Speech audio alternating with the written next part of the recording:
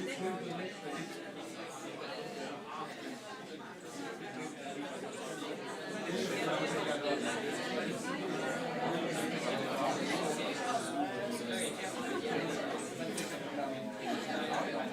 everyone, good evening.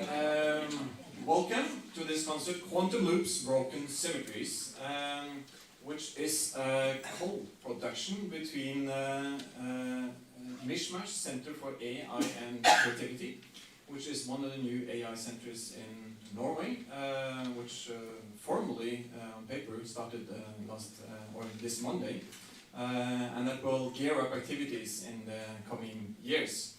And Mishmash is organizing this together with the Department of Musicology, where we are currently sitting in this building, and also the Ritmo Center for Interdisciplinary Studies of Rhythm, Time and Motion, and the Oslo Met Quantum Hub.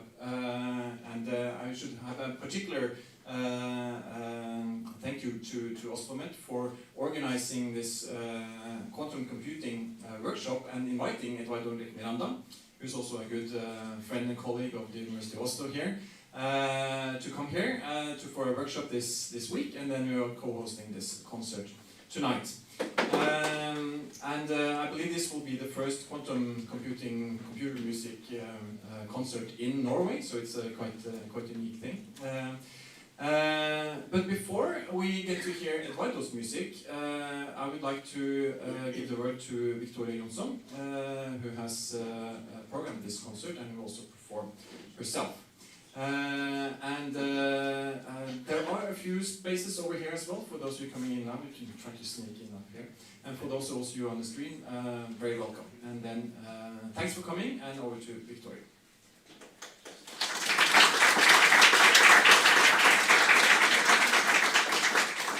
Thank you, Alexander. Yes, I'm going to start the concert to play a piece by Anders Tveit. He is a composer and he works at the Norwegian Academy of Music, which also is a part of Mishmash. And the piece is called Flytpunkt, and that is trained on a model which is trained on music from Ligeti. It's trained on 2 etudes by him, number 5 and number 8. And the piece is in kind of 2 parts, and then I will also play a little improvisation based on some of the material from Anders and my own material. And then there will be a short rig break, and then Eduardo Reck Miranda will do the second half.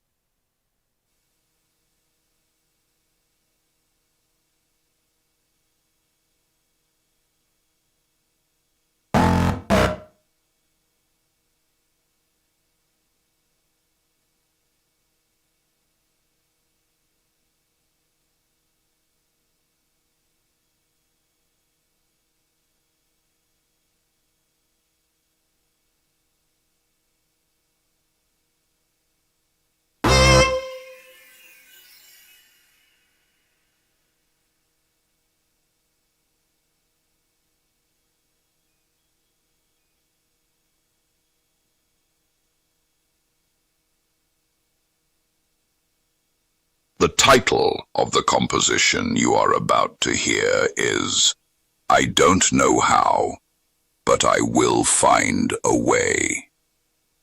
In this composition, I play a violin outfitted with special sensors.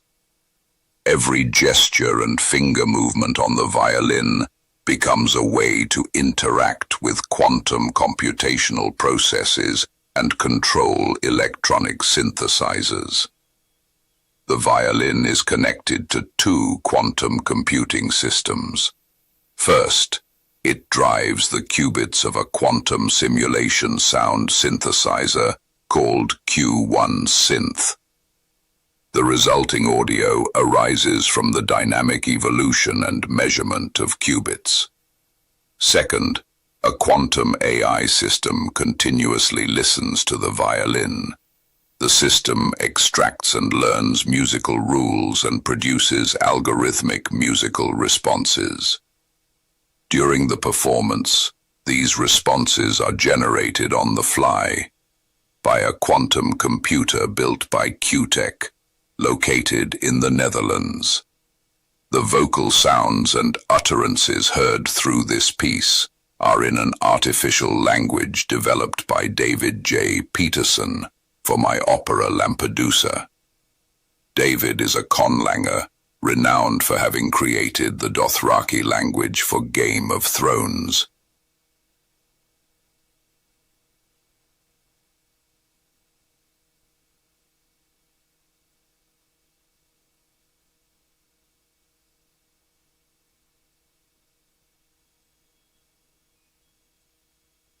Gendra wechai echambu, olau duskai mavohu, roth robravangadurlu, I ahuchai, mazau ahuchai I, mazau wolu I.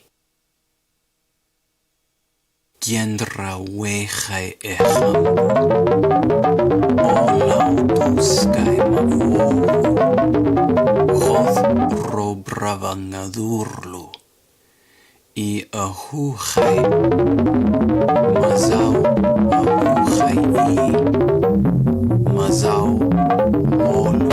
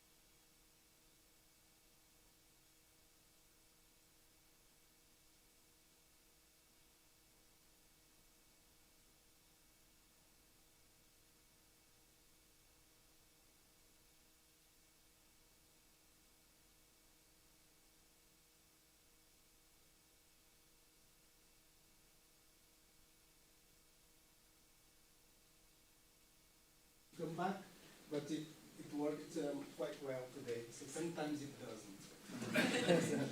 So let's go to the second piece. A live connection with a machine. All the other compositions need a little bit more processing, and at the moment, quantum computers are only available on the cloud, so you have to send a job, and then it waits in a queue until it gets processed. So this is not very good for live performance, for example, as we are doing here. For the first piece I just needed 5 qubits, and the machine that's made in the Netherlands has 5 qubits, and they enable me to connect in real time with no queue, especially for this concept with mine. So thanks to the Dutch colleagues. I need a few minutes to set up for the next one.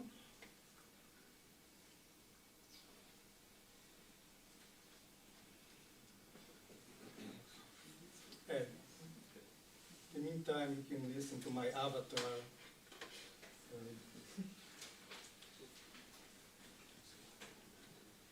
There we go. The title of the next composition is Heisenberg's Hammer. This composition invites listeners into a multi-dimensional soundscape shaped by the principles of quantum mechanics. At its heart is the notion of quantum walks. First, I prepared various sound synthesizers to produce the elements of the soundscape. Then, I programmed a quantum walk algorithm using Zen, a programming language for live coding music.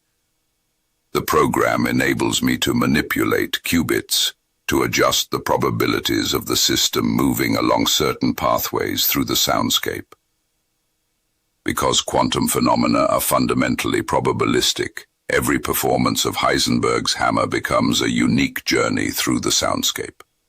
Enjoy the journey.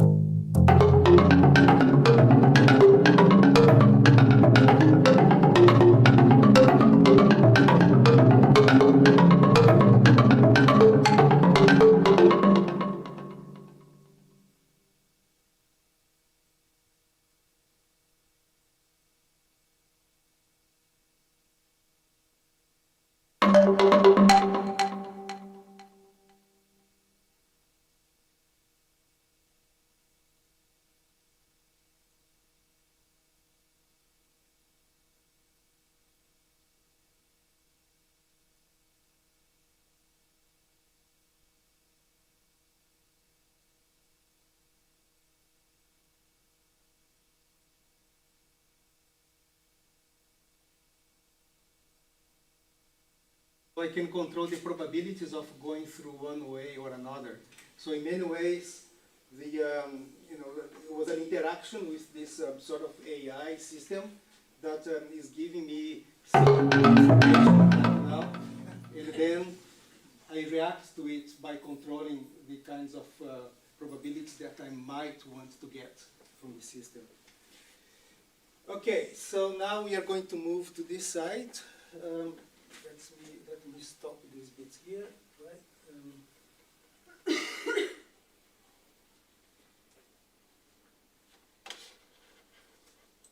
Yeah, stop that. Then got my avatar is going to explain to you what I'm going to do next.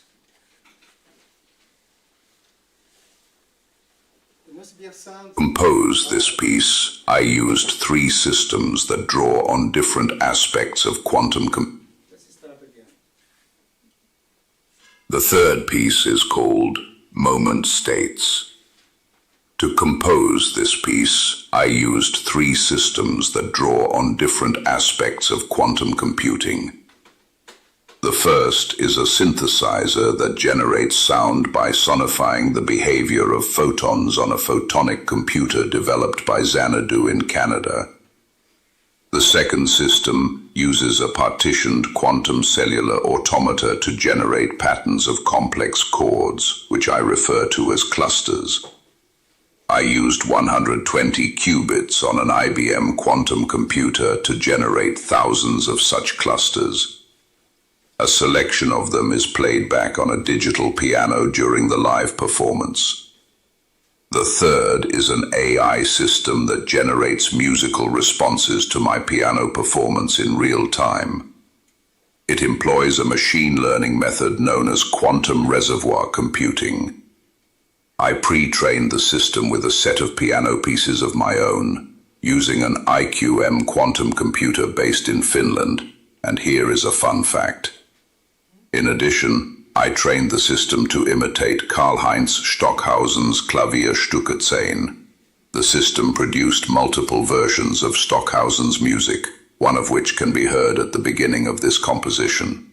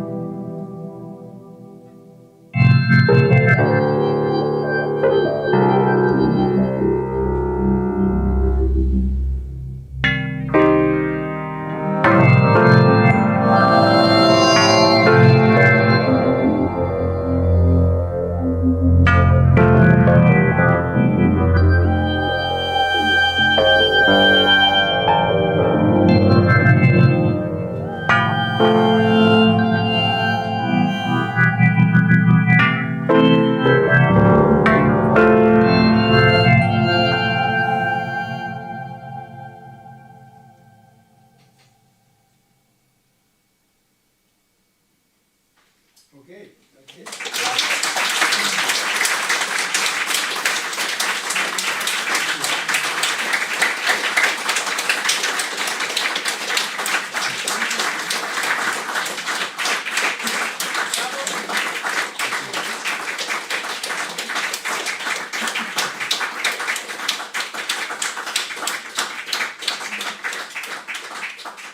So again, if my